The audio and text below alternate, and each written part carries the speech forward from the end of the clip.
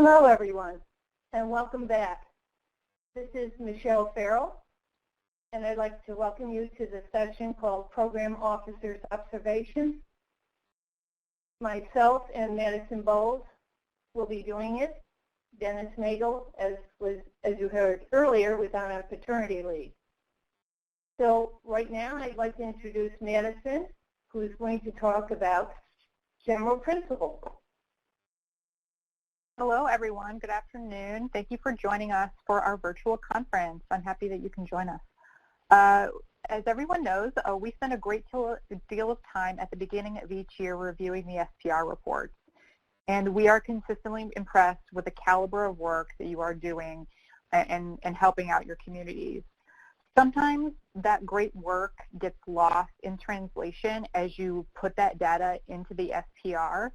So we want to provide you with some tips to sharpen those spidey senses for more consistent SPR data entry. Now keep in mind that this presentation is not about the projects themselves that you are doing. Again, those projects are out of this world fantastic. But the way, what we're going to be focusing on is the way that they are reported in the SPR. We're keeping this at general tips, so if you have specific questions about your reporting and the way that you are doing it, you can contact your program officer. So first we're going to tackle general principles, which is just about reporting on the project as a whole, and then we're going to go through individual sections of the report. So general principles, what we mean when we say that is thinking about the general project as a whole. When you think about your project, think about what are you trying to tell us when you're reporting on this project, and what did you accomplish during this year for this project. We find, and this is most often with ongoing projects, that info is copied and pasted from year to year, or there's just a tendency to have a general project description or general history or background of the project and not include any information about what actually occurred. If you're using that project forwarding function in the SPR, keep a lookout for outdated information or sweeping generalizations about projects. It's also a good idea to not be redundant or verbatim in each of the sections of the project. These sections should contain unique information that contributes to the project as a whole and creates a holistic view of what you're reporting. Now we're going to be touching upon abstracts, which we find are really important because they give a high-level overview of the project, and these things are the first things that people read when they access your project in the public view. Now we want your abstracts to be kept at between 90 and 160 words. And again, we don't need just the general program history or description. Think about what did you accomplish and what did you do this particular fiscal year. The abstract should also reflect the budget and activities of the project. So you can take a look at that information and briefly summarize it in paragraph form. And when I say paragraph form, we want the abstract in paragraph form. We don't want to see any bullet listing in the abstract. And also pay attention to formatting. I know many of you will originally compose the project information maybe in a Word document or another platform and then copy and paste it into the SPR. But oftentimes with preserved formatting, that will leave in weird fonts, weird colored fonts, spacing issues, or weird copy-paste formatting characters. So be sure to strip out the formatting before you paste it into the SPR so it looks a lot cleaner. Here is a great example of a project abstract. This project is from California, and it's on a program for teens called Adulting 101. You can see this abstract is broken down into what the project is, what the goal is, the activities, or essentially what happened. And they do this all in 110 words. There are no bullets, there are no weird-looking text. So clearly, if they copied and pasted it from somewhere, they stripped out the formatting, and it's just a really nice, clean example. Now I'm going to pass it on to Michele, who's going to talk about intent. Hi, everyone. I'm just going to review what an intent is because there are plenty of new people listening in today. An intent is meant to reflect the main purpose of the project. And there are in the SPR system 14 different intents you can choose. IMLS asks that you select one that reflects the main purpose. So now I'd like to take some look at what we've seen reported in the SPR this past year. Here is an example of 2 intents that were listed for a project. The project provided a digital media space for teens. As you can see, one intent probably would have been fun. You should be able to refer to the crosswalk that a number of you developed as part of your 5-year plan to see what intent was identified for that particular project. If it's a new project that you didn't have as part of your plan, then just make sure that you pick just one intent. And this is important because pretty soon, sooner than you think, your outside consultant that you hire who will be working on your 5-year evaluation is going to take a look at each project and the description and how it met a particular goal and the intent from your 5-year plan. It's a lot easier for that consultant or frankly for a new LSTA coordinator looking at the information to see that there was only one intent picked. In this case, the first one, this particular team project had more to do with buying and getting the physical space and the technology in place. So right now what we're going to do is show you this example. The project includes a series, so I'm going to describe this project. It included a series of lectures by historians, authors, and artists. Each presentation consisted of a book talk, a panel discussion, or a research update. And the speakers covered subjects that support the library's mission to promote awareness of the state's history and culture. It was a civil engagement project.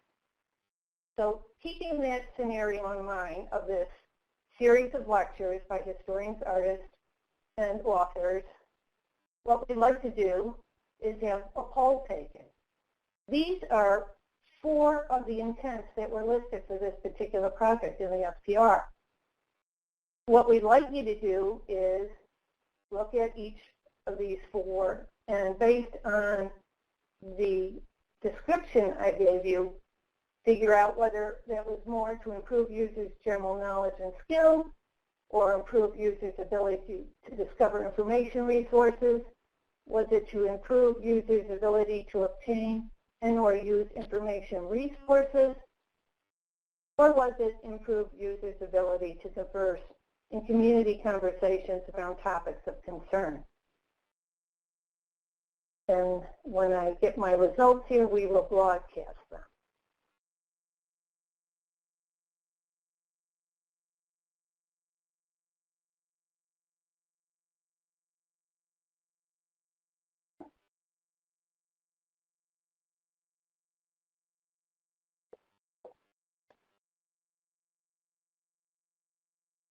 And people are still responding here. We have quite a few people participating in this webinar. So it's nice to see. There's no wrong answer here, folks. Feel free to participate. And it's anonymous.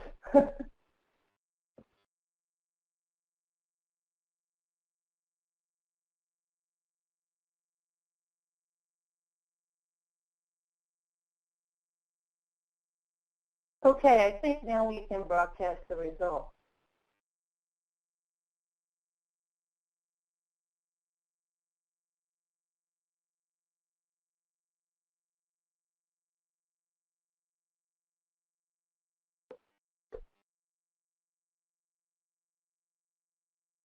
As you can see, lots of people have different opinions. And I'm just looking to see some of the results here.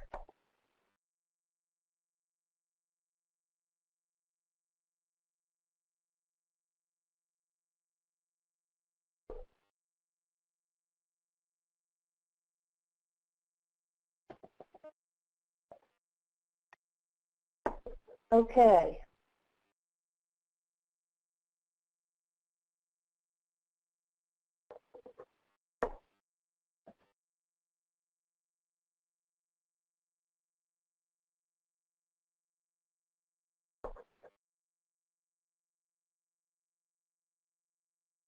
So what we're looking at are those 4 responses. And while people have different opinions, you can see that there's varying opinions.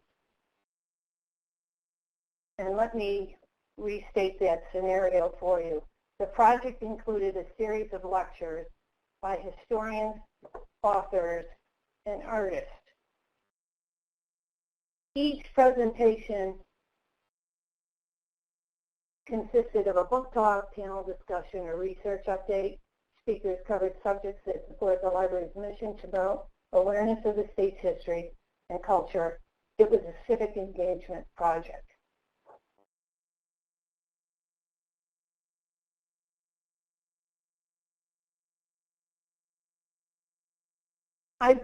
I thought that the best answer would have been number 4.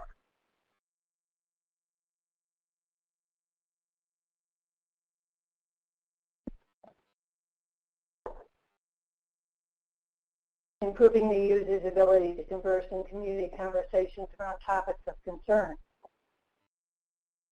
And I think that's where at least 41% of you thought that was the right answer. Some of you picked improved users' general knowledge and skills. The key point here is also, you're the ones who know best what was the best intent for this project. So pick one rather than all 4 and move forward as you're filling out your SPR report. And now I'm going to turn it over to Madison, who's going to talk about the budget. Thank you. With the budget section, we saw some trends of misplacing items in different budget boxes, as well as not providing enough information in those budget boxes. So we're going to cover those here.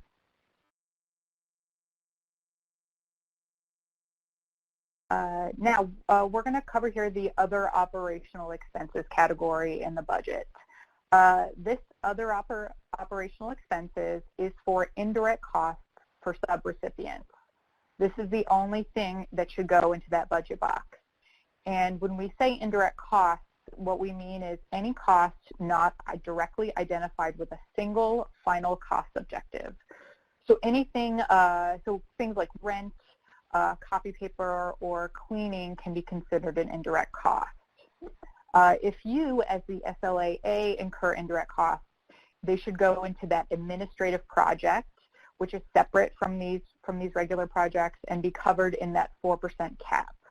Any indirect costs you incur should never go in this box. When you report in this category, you want to be specific in the information you provide, who is incurring this indirect cost, and ideally the indirect cost rate, which is a percentage. Now, if you are bundling smaller sub-grant projects into one larger project, you'll want to provide complete information in this box and make sure you itemize which sub-awardee received what amount. Now, here are some examples for the other operational expenses. The 2 descriptions at the top of the slide were returned because the charges described are not considered other, as they directly relate to the project.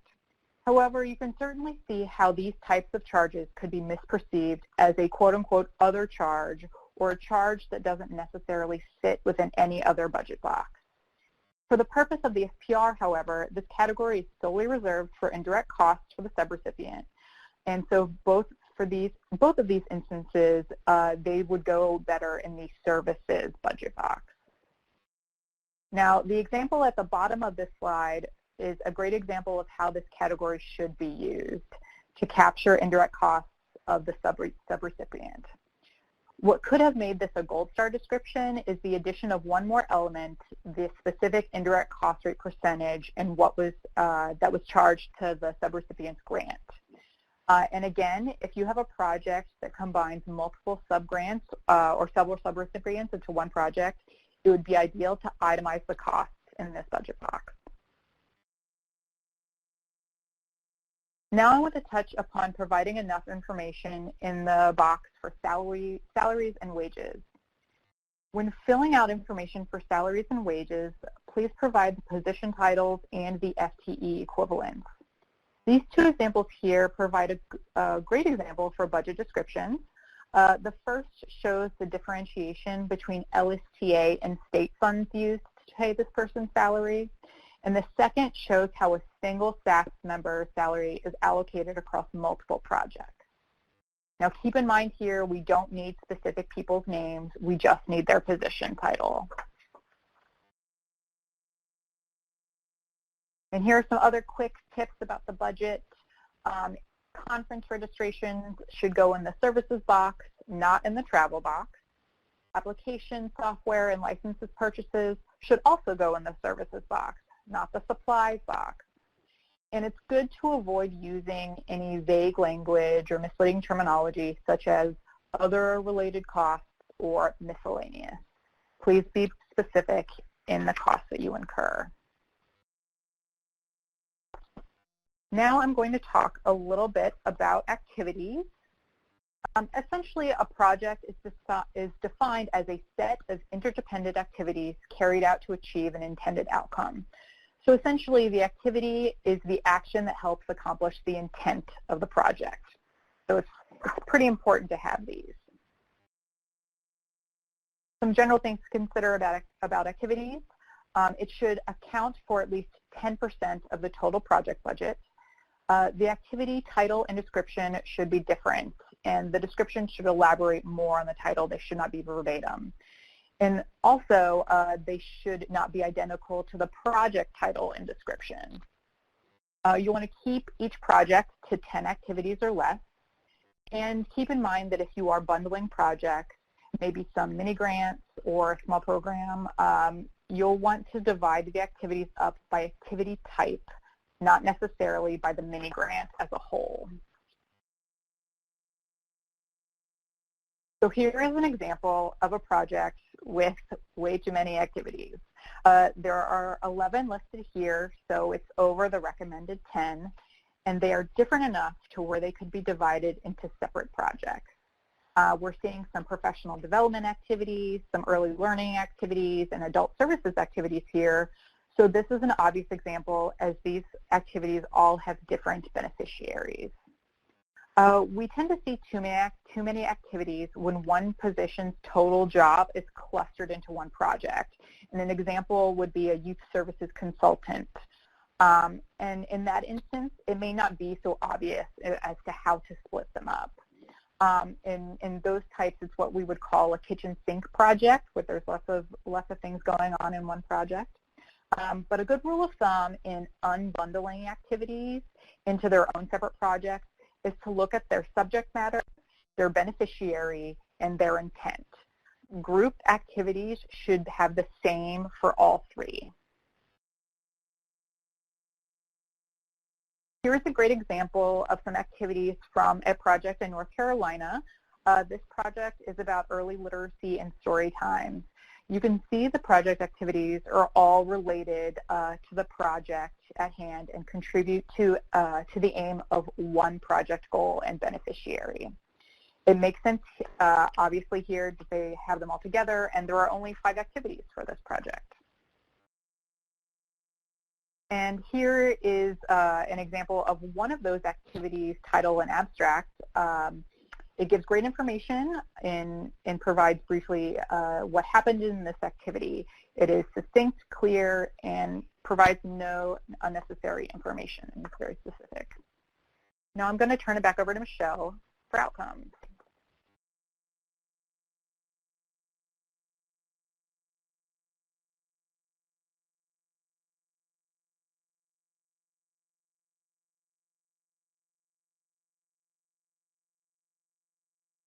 Michele, are you muted? Hello, everyone. I'm going to talk about outcomes, which are a very important part of the SPR. What is an outcome? An outcome is the effect of programs and services, something that changes an individual's life or the community.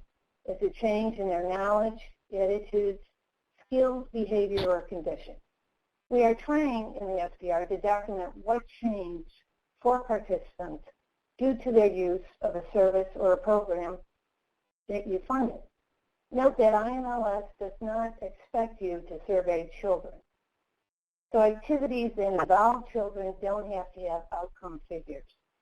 That said, you may still want to include in the overall project outcomes section some information on how many children participated and some of the things you observed. So now let's look at where outcomes occur in the SPR. There are two areas for inputting outcome information. The first place is in the activity area. As this chart shows, there are 4 times when you should be including outcome information. 3 of them involve surveying library workforce, and the other is surveying the general public. For example, if you have an instruction for library workforce and it is in the mode of a program, then you should survey the participants. And I know a lot of library workforce feel like they've been surveyed to death, but this is grant money and it is required. If you are having instruction for the general public and the mode is a program, then you should include outcome information in the project report. Samples of the outcome forms are available on the IMLS website in the Grants to States Manual under Financial and Performance Reporting. But this is a handy chart for those of you who are new. Here's an example of the survey for library workforce for a planning activity. IMLS also has a presentation deck called SPR Outcomes on the IMLS website with more information. I think it's important for the LSTA coordinator to make project directors aware of the evaluation forms that exist that can be used when they need to collect outcomes for their project. And we've been seeing many more people include outcome information. It's probably the area people get most confused about. Here is what it actually looks like when you report it in the activities section. This is an example of what you see in the SPR system when you want to add the survey results.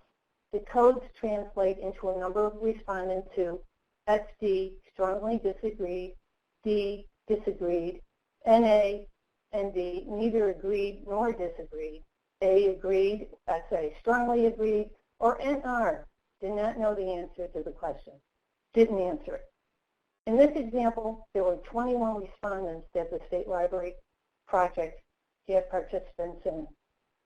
And if you look at the first question, 10 of them strongly agreed and 10 agreed that they learned something by participating in this library activity. This is great information, folks. This is just what we want to see. Here is the second place where outcomes are requested, and it's at the project level. These project outcomes are part of 8 questions about the overall project, not just one activity. So the top box illustrates the answer to the first outcome question. Explain 1 or 2 of the most significant lessons learned for others wanting to adopt any facets of this project. One of the lessons learned from this project is that staff need to know that it's okay to make mistakes in front of participants. God, I know what that feels like. Staff need to use peer mentorship to help staff get comfortable with the project. This is great information to have in there for anybody who refers to this project. The second example happens to be from Missouri, shows the impact of a small subgrant that had the initial intent of helping libraries improve their nonfiction collection. This is a great example of how a relatively simple grant can create a ripple effect. It's a wonderful for IMLS to know about these because we regularly try to communicate the impact of the LSTA grants. And of course, this information is available when you look up the SDR projects in the public view on the IMLS website. Here is a digital services example from Arkansas. It is helpful because this is an ongoing statewide project, yet they took the time to highlight specific events that affected the project this year. This information helps us to explain why this year the outcomes were different from last year's. And as you can see, it says staff, as we can see right here, it says staff turnover has affected digital service operations significantly the past year. So you want to put that kind of information in there. The example below is a virtual reality subgrant from Indiana. It exemplifies the benefits of sharing lessons learned for the sake of future projects going more smoothly. In this case, they tell you, as it said right here, over here, which is come down here, there is a great deal of initial setup time if you do this project. The library had originally planned to start programs in late fall. However, they were unaware of the support equipment they needed for an optimal experience until they started training and experimenting with the equipment. That's a lesson learned, and it's good to put that kind of information in the report.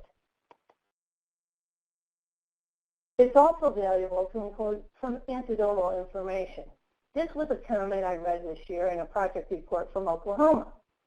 A grandmother reported that her overweight granddaughter was now at a healthy weight because of frequent visits to the story walk. She didn't even realize she was exercising. I got to go do that story walk. I'll tell you, this was a comment included in a project report from Oklahoma. The testimonials like this are always nice to include in your report. You can include this information in one of the project outcome boxes.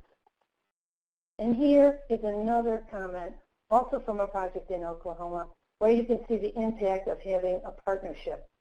Due to a successful health literacy project partnership between the Antidote Library and the Delaware Nation Tribe, the tribe agreed to host outdoor games that encourage children to be active as part of the summer reading project.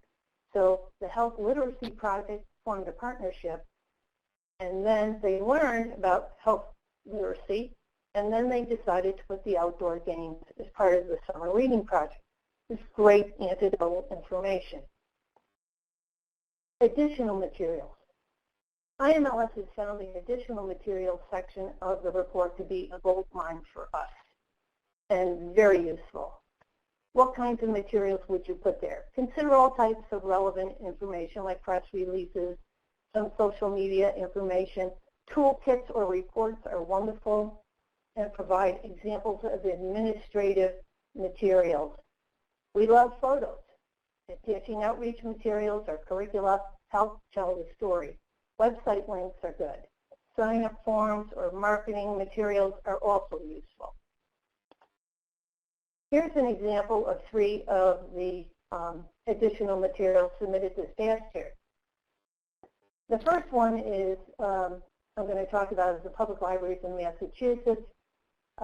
This was the Public Libraries in Massachusetts, an Evolving Ecosystem report. It was commissioned by the Massachusetts Board of Library Commissioners to provide a unique, first-of-its-kind look at how and why residents use public libraries in the Commonwealth. The study helps to understand cooperative borrowing and use patterns in Massachusetts public libraries. The study and report were conducted by Sasaki, an international firm that addresses issues of strategic planning and data visualization. A series of 6 in-person and 1 virtual community meeting were held across the state to gather library feedback to the report. Meetings were open to the public and conducted by the outside meeting facilitator, and you can find that particular report on the State Library website. On the far left, we've got an example from Idaho. It's called Idaho's Bright Future Library Toolkit. And on the far right, we have an example from St. Paul. This is the St. Paul Public Library's evaluation plan for an innovative service model to expand community services. These are wonderful materials, And it's a great way, if you haven't had a chance to point them out to us ahead of time during the year, to include them as additional resources in the STR report. So now Madison and I are willing to take any questions you may have.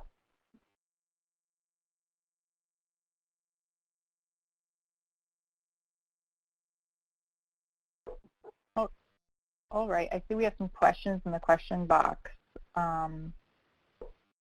Deirdre, do you want to delegate those? Yes, thank you. Okay, so looking at reporting, the question is, how would you prefer us to report on activities that are less than 10% of the total budget, but can't be clustered with other activities? That's a great question. If you find that you can't cluster it with any other activities and you feel it needs to stand out as an activity, you can leave it as its own activity. I would just be mindful of not having, like a bunch of little activities that add up to, over 10 activities, for instance. Okay. The next question is, what kinds of expenditures should be put into the travel box? Yes, so for travel, you want to have any costs incurred with like flights, like literal travel, car rental, mileage, as well as hotel costs. Okay, and this one actually might follow up on that. I believe this question is asking about reporting regarding the budget. How would you categorize museum entrance fees, services, or travel? I think we would put museum entrance fees and services. I would agree. Great. Okay, and one more question. Do we have any formal documentation of the details needed in the budget breakdown that we can share with our budget and finance department? We do have resources on the Grants of States manual. I know there are several PowerPoint presentations from past webinars and conferences that are still very useful, as well as the complete SPR guidance. And as you mentioned, we'll also have this presentation available to you. And feel free to, if you have things that you're thinking of, to send us an email, and we can refer you to the specific slideshow if we have one done, or we can just tell you if it's a shorter question, what area you should put it in to, because we do know you have your own forms for things like budget, and then you have to, a lot of people have adjusted their own sub-grant forms to the IMLS SBR reporting to make it a little easier to move information into the correct areas. Okay, that seems to be it just for now for questions. Well, I guess we're finishing up a little early, and I guess. I'm sorry, Michele. We do have one more that just jumped up. Oh, sure. Let's see. Okay, great. Why does the project intent auto-populate the activity intent? Good question.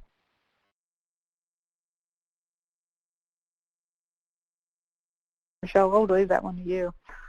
Yeah, the SCR is set up to put certain, you have only certain options depending on some of the main things you pick. As when you pick a certain focal area, you'll have certain options for certain intents. So that is generating the kinds of questions that you end up seeing when you go to fill out your report.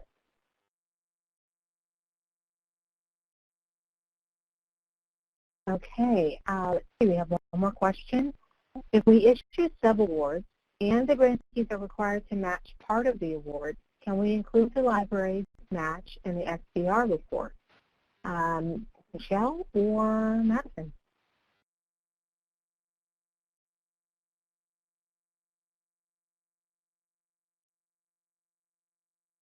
Yes, you are. Yes. Go for it, Michele. Well, I was just thinking, I'm just trying to think of what match you're talking about. You're talking about the other match in the STR report. Well, if there is a project, a subaward project that is LSTA funded, and the sub awardee is contributing match, yes, it can be considered match. Yes, it can be considered general match as long as they contribute to allowable costs. The allowable cost principles apply to match in addition to LSTA funds. Okay, we have another question. The question is, can you reiterate how to report if there are no useful survey results available? Michele? Sure. If you don't have any results from a program, then you don't have any results.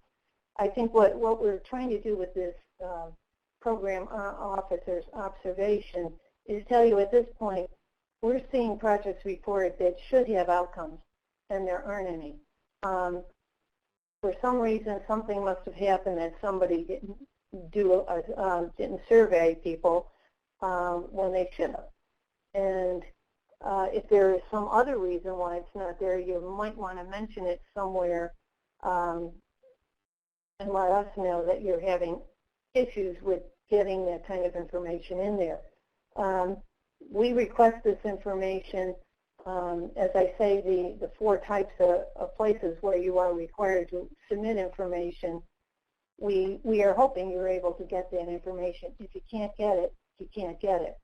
Well, we're just putting emphasis on it because that's the data that we'll be pulling from and looking at, and when we compile statistics, it's the information your evaluator is going to look at, and that frankly you would be looking at as to whether every year whether you actually ran a successful program. How do you know you have your evaluations to go on? So that's why we included that as a tip. We are seeing people put the outcomes information in, so I don't want to give the wrong impression here. We just like to see more people participate, and for newer LSTA coordinators, you become aware of when outcomes are really expected. Good question. Okay, we have an additional question. Should we consider whether it is the speaker's time that can be contributed to the match or attendees' time? Madison? Let's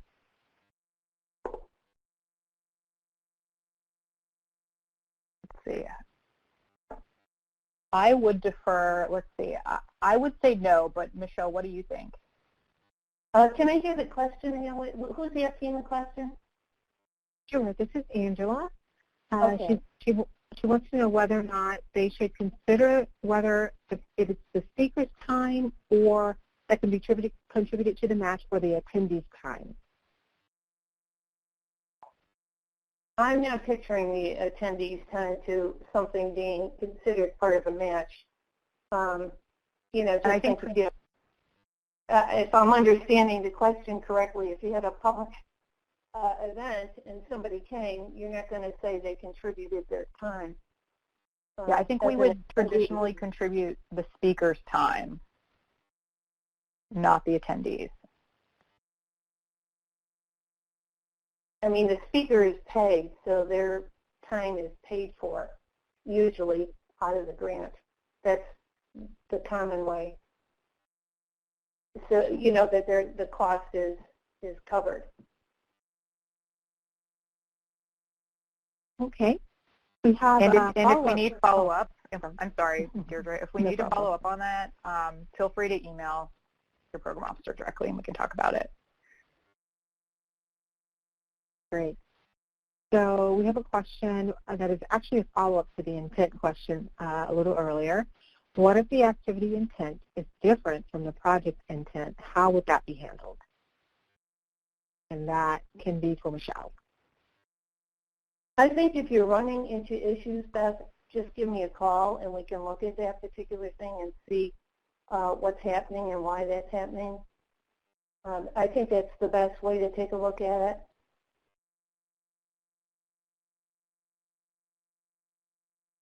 Okay. And we have another question. Excuse me, I was just going to say they usually build on each other. If you've got things that are really, really different, and we put this in our original guidance that you can find on our website, sometimes people have an awful lot of activities in a project. And really, it should have been split out into 2 projects. But let's say the youth consultant was doing a project, but the youth consultant did a lot of activities and a lot of projects, but they were all listed as activities versus a project. And so the actual project was almost like the workload of the youth consultant for the full year. And so sometimes one intent doesn't fit with the rest of the activities. So that's a situation where we ask people to take a look at, if you're putting in way too many activities, like 14 activities, cut it down, not to say that they didn't happen, but make another project out of it and find an intent that fits more appropriately for a part of those projects. And these are things that, you know, we can talk to you about and explain, because it takes a while to get familiar with the SPR report and some of the ways that you can deal with it. And in our guidance, we suggest that it's this awesome or innovative program and there's a lot of moving parts or something, there's ways that you can break it out. And so much of their salary may be partially in one project and partially in another project. Thank you for that. We actually have an outcomes question. Lindsay wants to know, would it be possible to have a non-applicable version in the outcomes when not all questions are asked? They may not be applicable for all projects, and it's really not a non-response either. Madison? I think that's a great suggestion, and I think we can take that back to our group and our developers and see if we can work on that.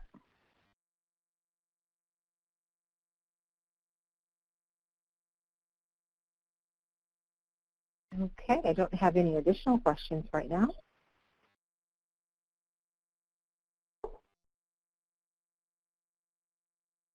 I think what we're hoping here is that people realize these are suggestions for making the report a little bit more meaningful, and in some cases, I'm hoping, easier for you to do. Just pick one intent. I see people working real hard to pick all the intents that they think might apply. Don't worry about it. Just pick one intent that's the main focus. Same thing with the budget. You know, we're just giving you tips here, listed here, and that's the underwriting idea behind this presentation, is to hopefully make things a little bit clearer. And of course, you're going to have continual questions, and feel free to ask them.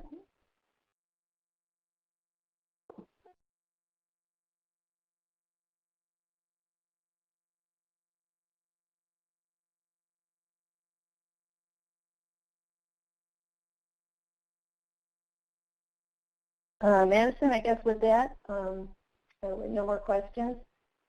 I think we can go on to the break, if that's okay.